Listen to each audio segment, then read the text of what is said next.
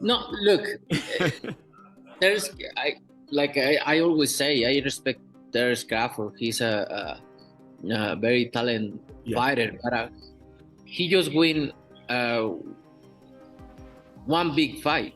If you see his record, he just beat one good fighter like Errol Spence is. Yes. But other than that, I don't think he's beating other great fighter like Spence. He did a really good job with the Spence. He did like almost look very easy. But I'm gonna go with Canelo because he didn't hold Turkey's hand. It's two things that you can do with somebody bigger and stronger. You know, you can either try to push them back, you know, because 9 times out of 10, a strong fighter not used to going back. Canelo Álvarez responded to Terence Crawford's knockout victories with genuine respect, praising his skill set and acknowledging how impressively he dismantled Errol Spence. He admitted Crawford made the fight look far easier than expected. At the same time, Canelo highlighted that Spence is the only truly elite opponent on Crawford's resume, raising doubts about the rest of his competition. Looking forward, Canelo teased that the real test will come if they face each other, keeping fans on edge for what's next. Are you tired of people asking you about Terence yet?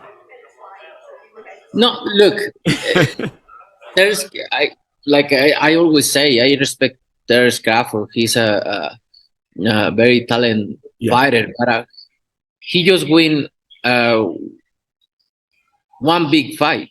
If you see his record, he just beat one good fighter like Errol Spence is. Yes. But other than that, I don't think he's beating other great fighter like Spence.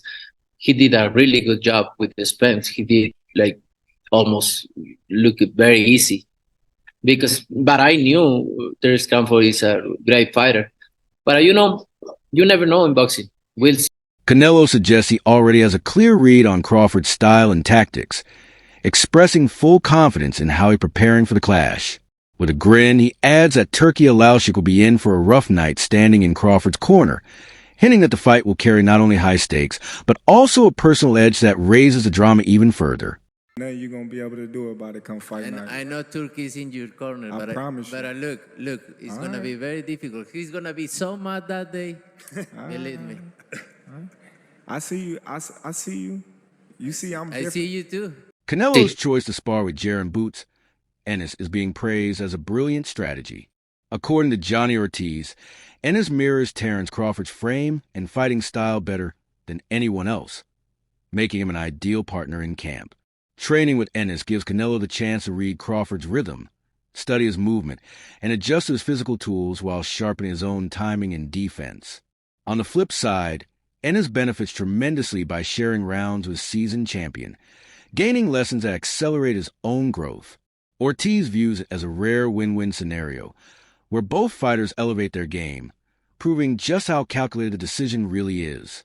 It makes sense, and it's definitely a good experience for both. Eddie Reynoso and Canelo, shout out to them because now it shows that they serious with a real game plan, and Boots is, to me, everybody's a perfect opponent. I wouldn't say opponent, perfect sparring partner to have to replicate Crawford because they both switch hitters and stuff like that, and they got dog in them and reflexes for sure. So it shows Canelo serious, and on Boots end, to be able to spar a Hall of Famer, top tier guy, it gave him great experience, and you could tell he really wants it. It's a sport where Boots is getting an opportunity to spar a Hall of Famer. Who cares? And in reality, what the fuck loyalty does Boots owe to Crawford when it comes to the sport of boxing? I mean, Crawford didn't do shit even back while Boots was trying to get his opportunity when it was Spence and Crawford. Every time Boots' name got mentioned, you heard the bud clowns be like, oh yeah, he don't deserve it. Oh, who did he fight? Oh, who this and that, man. I ain't trying to hear that shit. It's like it's different shit that you need to be woke up outside of boxing. Boxing is a sport. There's shit that we need to really come together. I didn't see y'all come together like 5 years. The bud clowns, because it's real fans, the bud clowns is bashing PBC. Everything Boots, when you bring up Boots' name, putting him down, I didn't hear like, oh yeah, Instead of fighting Canelo or fighting this person, he should fight Boots. Jose Benavidez emphasizes a smart value in Canelo Álvarez's decision to bring in Jaron "Boots" Ennis for sparring. He notes that Ennis closely reflects Terence Crawford in key areas, his build, movement, and overall style. Working with a fighter who shares those traits allows Canelo to mentally and physically adjust to what he's likely to encounter on fight night. Benavidez also points out that Crawford's naturally smaller frame could become a factor once the two share the ring. In his view, training with a strong, stylistically similar partner not only sharpens Canelo's preparation, but also gives him added confidence, making him feel he already holds an edge before the first punch is thrown.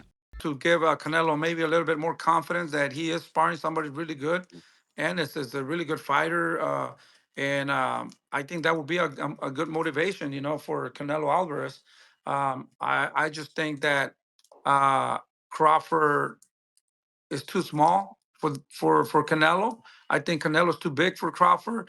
But in my opinion, I think if Crawford can maybe just tap, get out, tap, hook, get out, maybe once in a while throw a straight punch and just win by points and use his legs, I think I see him winning by decision. But if he tries to exchange with Canelo Álvarez, I think he's going to make a mistake and he's going to get hit with one shot and maybe he can get hurt. And that would change the whole fight, But I think he's faster. Crawford is faster, and a straight punch, get out, Don't stay there to throw or try to trade with Canelo Álvarez.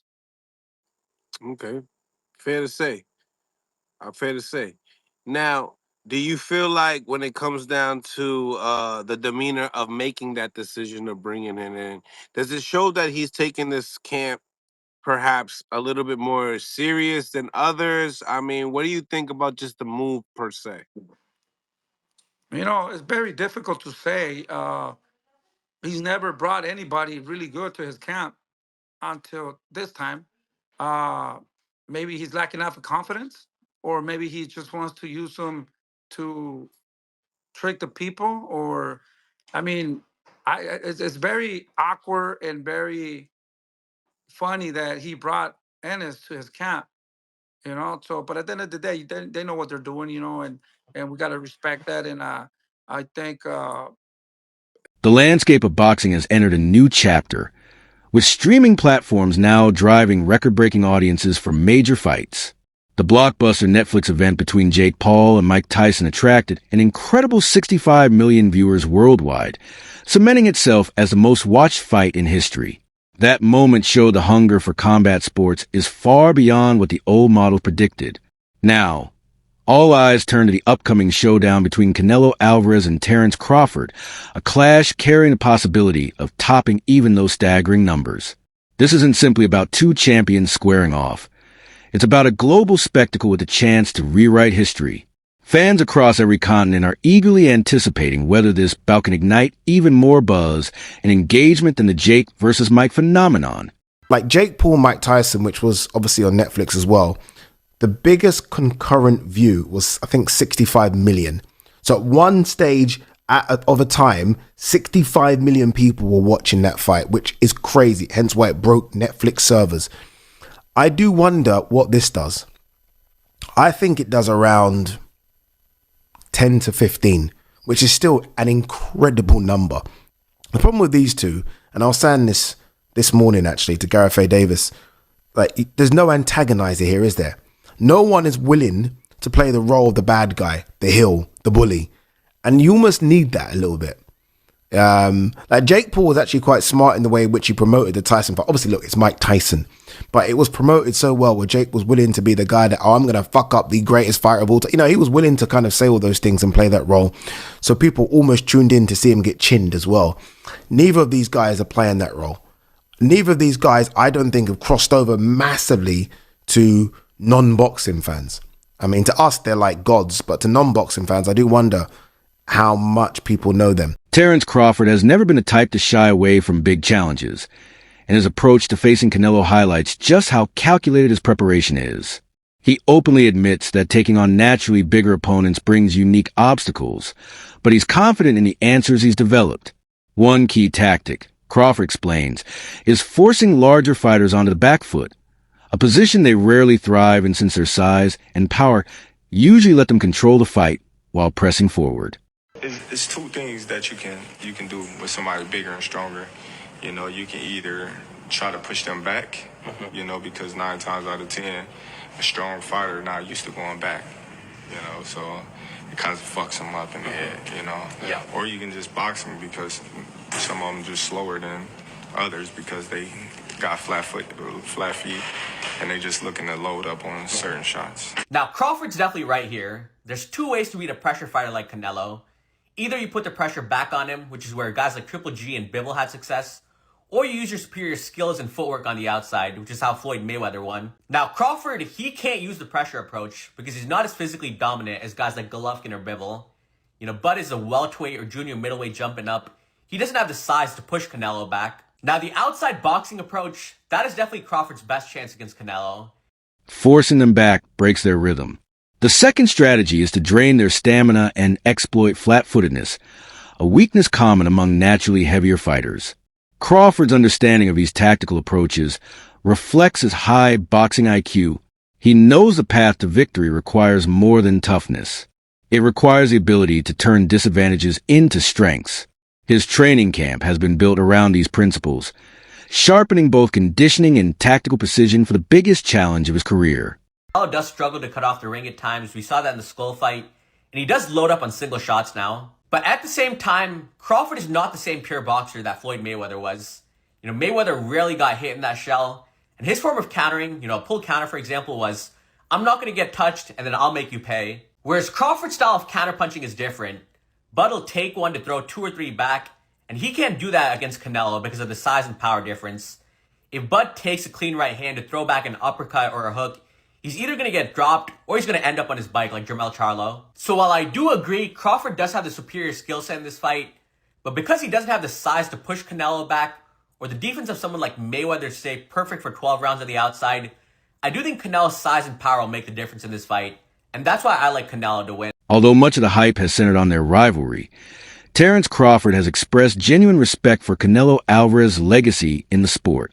He acknowledges Canelo as one of the final torchbearers of boxing's golden era, a fighter who stood alongside legends and shared the stage with them, an opportunity few in today's era have had. For Crawford, facing Canelo goes beyond chasing titles or padding records. It's about measuring himself against a man who embodies a tradition of greatness. By presenting the fight in this light, Crawford adds a richer, more meaningful layer to the narrative,